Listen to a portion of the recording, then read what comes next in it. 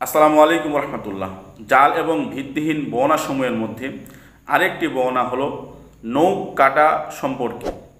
প্রিয় দর্শক, আমাদের মাঝে প্রসিদ্ধ আছে যে রসুল সাল্লাল্লাহু আলাইহি সাল্লাম ডান হাতের তর্জনী হতে নখ কাটা আরম্ভ করে বৃদ্ধা আঙ্গুলে শেষ করতেন, বাম হাতের কনিষ্ঠ আঙ্গুলি হতে আরম্ভ করে বৃদ্ধা আঙ্গুলে শেষ করতেন।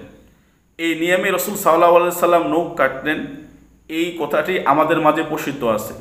এ ব্যাপারে এবারত হলো বাদান নবী সাল্লাল্লাহু আলাইহি সাল্লাম বি মুসাব্বিহাতিহিল ইউমনা ওয়া খতমা বি ইবহামিহিল ইউমনা ওয়া তাদা ফিল ইসরা বিল খিনসরি ইলাল ইবহাম। এই ইবাদতের অর্থ হলো রসুল সাল্লাল্লাহু আলাইহি সাল্লাম ডান হাতের তর্জনী হতে নখ কাটা আরম্ভ করে বৃদ্ধা আঙ্গুলে শেষ করতেন, বাম হাতের কনিষ্ঠ আঙ্গুলি হতে আরম্ভ করে বৃদ্ধা আঙ্গুলে শেষ করতেন। প্রিয় দর্শক, এই বর্ণনাটি জাল এবং এটা রসুল সাল্লাল্লাহু আলাইহি সাল্লামের হাদিস নয়। কেননা রসুল সাল্লাল্লাহু আলাইহি সাল্লামের থেকে নখ কাটার নিয়ম এবং নখ কাটার সময় কোনোটিও, দুইটার মধ্যে কোনোটি রসুল সাল্লাল্লাহু আলাইহি সাল্লামের থেকে সাবেত নয়। এ ব্যাপারে ইবনে হাজার আসকালানি রহিমাহুল্লাহ ফাতহুল বারীর 10 নম্বর খণ্ডের 357 নম্বর পৃষ্ঠায় বলেন, নখ কাটার নিয়ম সম্পর্কে কোনো হাদিস প্রমাণিত নয়।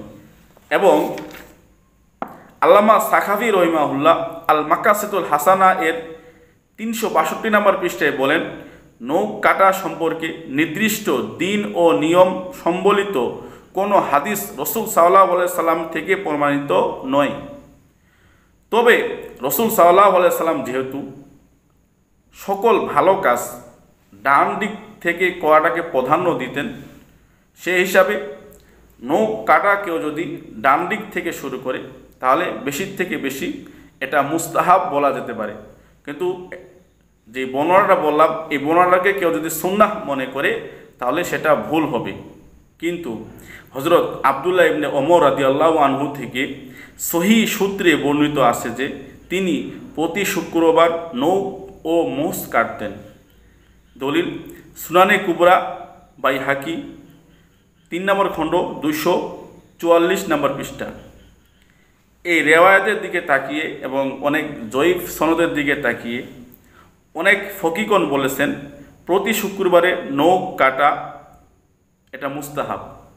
কিন্তু এর উদ্দেশ্য এই না যে আপনার সপ্তাহের মাঝখানে নখ বড় হয়ে গেল, মোষ বড় হয়ে গেল, আপনি শুক্রবার এর জন্য অপেক্ষা করে নখ এবং মোষকে বড় রাখবেন, এর অর্থ এটা নয়।